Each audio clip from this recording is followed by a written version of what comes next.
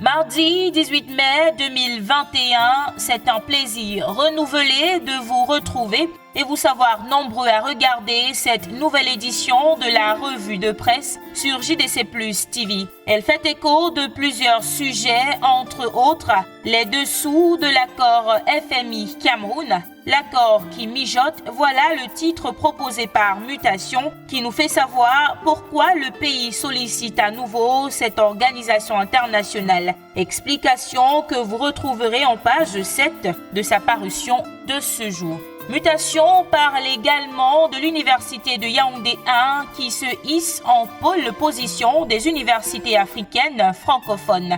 Le quotidien souligne en page 6 que selon le classement rendu public par le Centre des classements mondiaux des universités, encore appelé Center for World University Rankings, pour la période 2021-2022, cette université occupe la 1321e position sur 2000 retenues dans le monde et la 27e position parmi les 59 retenues en Afrique.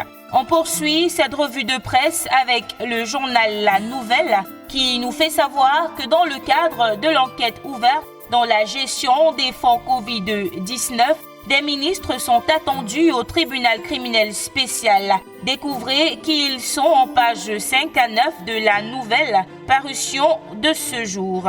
Atteinte à la liberté de la presse, quand la loi antiterroriste traque les journalistes, c'est le centre d'intérêt du quotidien Le Jour, parution de ce mardi. Explication en page 2. Le Cameroun s'apprête à célébrer la 49e édition de la fête de l'unité jeudi prochain. À quelques jours de cette célébration qui sera une fois de plus silencieuse à cause du Covid-19, Cameroun Tribune nous livre le deuxième volet de sa série qui porte sur le rôle de l'armée dans la protection de l'intégrité nationale. Le quotidien écrit que même la pandémie à coronavirus n'a pas empêché ces braves hommes et femmes à accomplir leur mission régalienne de défense du territoire, des personnes et des biens. Arrêt sur cet aspect de la consolidation de l'unité nationale en pages 7 à 9 de Cameroun Tribune, édition de ce jour. Cameroun Tribune fait également savoir que les épreuves sportives aux examens officiels ont débuté hier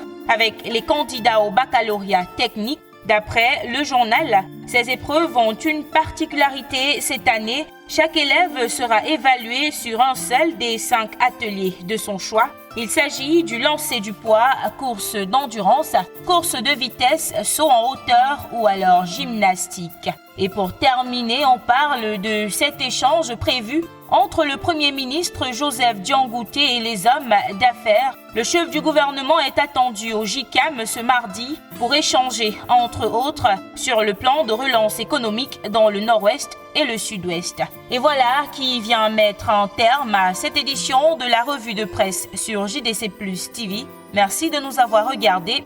À demain.